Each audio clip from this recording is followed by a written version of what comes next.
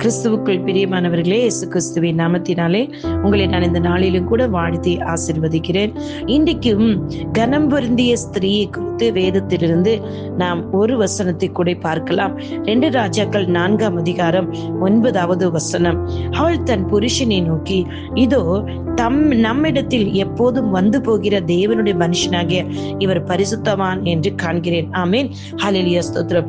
எனக்கு அருமையான சகோதரிகளே, இன்றைக்கு உபவாசம் பண்ணி ஜெபிக்கிற நீங்கள் தேவனிடத்தில் இந்த கனம் புரிந்த இந்த ஸ்திரீ, அதாவது இந்த சூனமே கிராமத்தில் உள்ள இந்த சகோதரி தன் கணவரிடத்தில் எதை சொல்றா பாருங்களேன். அவ வீட்டுக்கு வந்து போகிற ஊழியக்காரியை குறித்து ஆவியானவர் வெளிப்பாடு அவர்களுக்கு உண்டானபடினா, ஆவியானோட வழிநடத்தில் இருந்தபடினால், ஆவியானவர் கொடுத்த ஞானம், இந்த ஞானம் இல்லை என்றால் அவள் தன் கணவரிடத்தில் தீர்க்கதரிசி குறித்து சொல்ல முடியாதுங்க.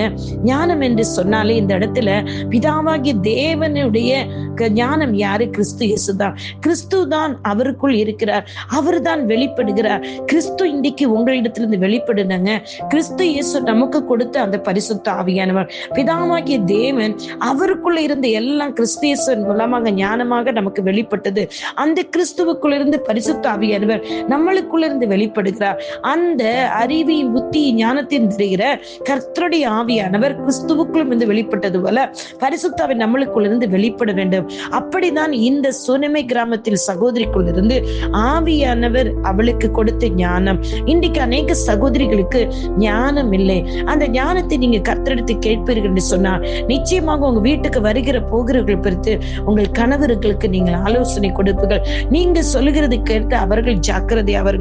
அவர்கள் ஒருவேளை உங்க கணவர்கள் சில காரியங்களை செய்வதற்கு அவங்க தடுமாறும் பொழுது நீங்கள் ஆவியானோட உதவியை கேட்டீங்கன்னா பரலோகத்தின் தெய்வீக ஞானத்தை அவர் உங்களுக்கு தருவார். இன்னைக்கு காலையில ஒரு தரிசனத்தை கண்டேன். அந்த இடத்துல என்னோட இணைந்திருக்கிற சகோதரிகளுக்கு அந்த தெய்வீக ஞானத்துக்காக ஜெபிக்கும்படி கர்த்தர் சொன்னார். அப்பொழுதுதான் இன்னைக்கு இந்த சூனமே கிராமத்தில் உள்ள இந்த காரியம், இந்த பெண்ணை குறித்து ஆவியான இந்த வசனம் குறித்து எனக்கு ஆவியானவர் பேசினார். இன்றைக்கு எனக்கு அருமையான சகோதரிய, இதை கேட்கும் போது உனக்குள் அந்த தெய்வீக ஞானத்தை நீர் கேட்க வேண்டும். இந்த சூனேமிய சகோதரிக்குள் தெய்வீக ஞானம் வெளிப்பட்டபடினால் தேவனுடைய மனுஷனாக இவர் பரிசுத்தவான் என்று காண்கிறேன் என்று சொன்னார். இன்னைக்கு நாம் எத்தனை பேர் ஊழியக்காரிகளை குறை சொல்லிக் கொண்டிருக்கிறோம் இல்லையா? உதவி செய்ய முடியல என்றால், காணிக்கை கொடுக்க முடியல என்றால், நன்மை செய்ய முடியும் உடனே அவர்களுக்கு கொடுத்து புறம் சொல்லுகிறோம், குறை சொல்லுகிறோம் இல்லையா? குற்றம் கண்டுபிடிக்கிறோம்.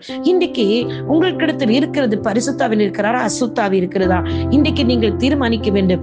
உங்களிடத்திலிருந்து கரெக்டான நபர்களை நாம் பெண்கள் அதிக ஜாக்கிரதையாகவும் இருக்க வேண்டிய காலம் இது. அநேகர் பொய் தீர்க்கதரிசிகளும் இருக்கிறார்கள், பொய் வசனங்களை சொல்லிக் கொண்டு வருகிறவர்களும் இருக்கிறார்கள். நீங்கள் ஆவியானோட உதவியை கேட்க வேண்டும். ஆவியானவர் கொடுக்கிற ஞானம் கிறிஸ்து உங்களிருந்து வெளிப்பட வேண்டும். அந்த கிறிஸ்துக்குள்ள இருந்த அந்த ஞானமும் உங்களுக்கு வெளிப்பட வேண்டும். எனக்கு அருமையான சகோதரர்களே, இன்றைக்கு பரிசுத்த ஆவியானோட உதவியோடு நீங்க உபவாசம் பண்ணி ஜெபிக்கும்போது, எனக்கும் இந்த சூனமே கிராமத்தில் அந்த கனமுடைய ஸ்திரீக்குள்ள அந்த ஞானம் எனக்கு வேண்டும். அந்த ஞானத்தின் ஆவியான வழி நடத்தும்படி உபவாசம் பண்ணி ஜெபிப்பீர்களா? நிச்சயமாக கிறிஸ்து இயேசு உங்களுக்கு பரிசுத்தாவினை தந்து அவர் போதிப்பார், கற்றுத் தருவார், உணர்த்துவார், வழி நடத்துவார். கர்த்தர் தாமே உங்களை ஆசீர்வதிப்பாராக. உங்களுடைய சகோதரி Vanji Sheela Rosario. God bless you all. Amen.